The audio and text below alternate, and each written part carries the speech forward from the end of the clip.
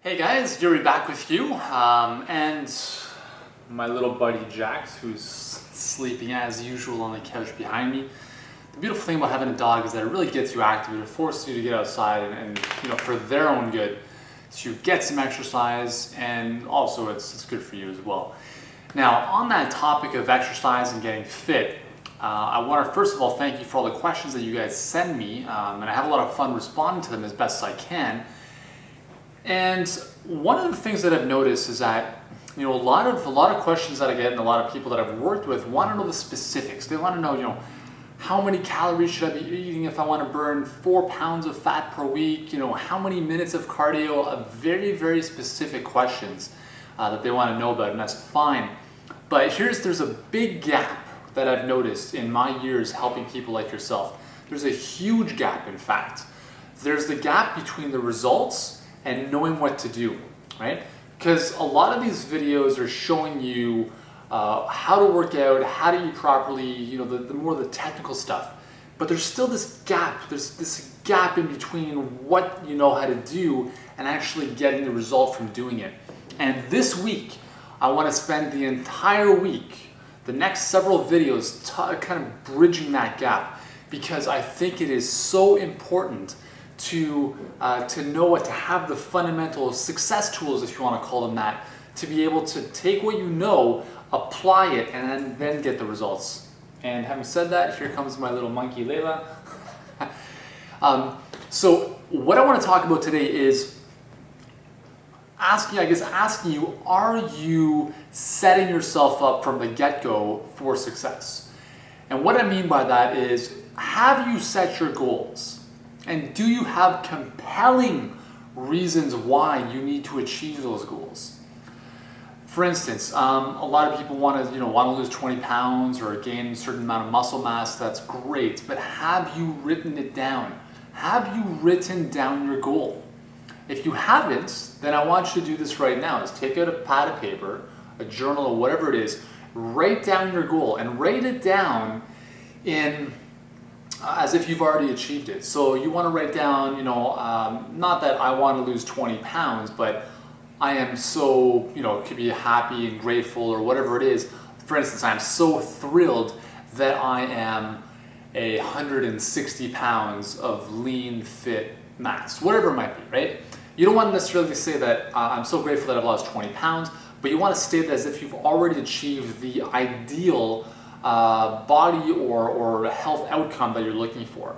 So instead of saying I am so happy that I lost 20 pounds by December 25th, you want to say I am so happy that I am let's say you're starting at 185 and you want to lose 25 pounds. So you'd say, instead of saying I want to lose 20, I'm so grateful that I've lost 25 pounds, you'd say I am so grateful that I'm now a healthy, lean 160 pounds, or I've achieved the body that I wanted to achieve. But you want to be as specific as possible, right? You want it to be measurable, because if you say, I'm so happy that I'm fit and healthy now, what does that look like? What does that feel like, right? It's tough to measure that.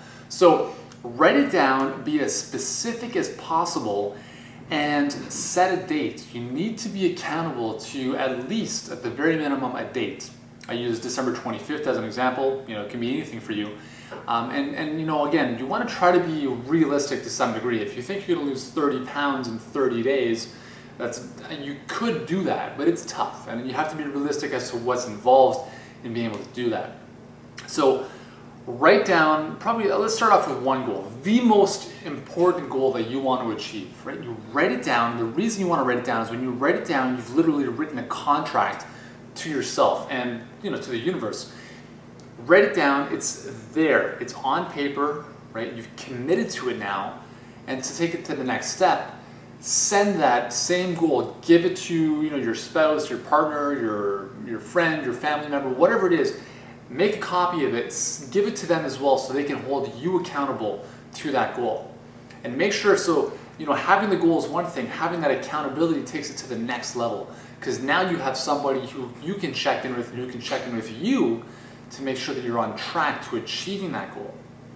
Now, the second part of goal setting, if you want to call it that, is, it's great to know what you want to achieve, but it's probably even more important to know why you need to achieve it. Not why you want to achieve it, but why you need to achieve it.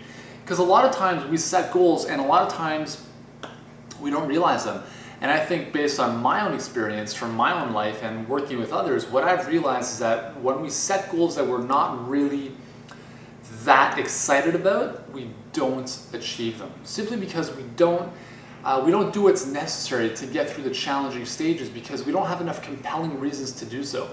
For instance, one of my challenges, okay, this is one of my goals, and it's been one of my goals for a long time, is to wake up I love getting up early, but I have a tough time doing so for whatever reason.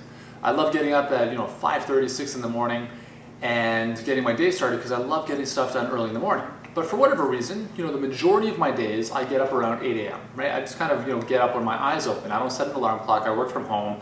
So there's no pressure like there was when I was training clients at 7 a.m. So for me, there's got to be, I'm still trying to find that compelling reason why that is going to get me out of bed 2.5 hours earlier than I normally would. And I really encourage you to do the same thing. So if you want to lose, let's say, I'm going to use the example again, if you want to lose 25 pounds, what is the reason why? And the more reasons why you can come up with, the more powerful those will be at moving you towards that ultimate goal. If you say you want to lose 25 pounds and you don't know why, you're most likely not going to do that. You're not going to achieve that goal of weight loss because you're just not going to have enough fuel in the engine to keep propelling you towards that goal. Okay? So it's a very important idea. It's a very important concept. You set the goal, right? You have to know where you are right now, right? Where are you right now? Where you want to get to? That's your goal. And then figure out as many reasons why, and reasons why that really get you emotionally charged. And those will get you moving towards the goal. Because when things get tough, and they will, right? Life isn't easy. Working towards something worthwhile is not easy. But when those challenges come up, you can always pull those reasons why out of the bag. And that is what is going to propel you towards your ultimate success. Okay? So that is today's video, talking about goal setting, reasons why behind your goals. And in tomorrow's video, I'm going to talk to you about how to get motivated. Until then, thanks for watching. And July 27th, you're going to want to write this down. July 27th, you are going to want to stick around and see what I've got coming for you. Okay, so write that down in your calendar right now, along with your goals. July 27th, that's only 1 week away from pretty much today. You're not going to want to miss what I've got coming for you. In the meantime, I'll talk to you then.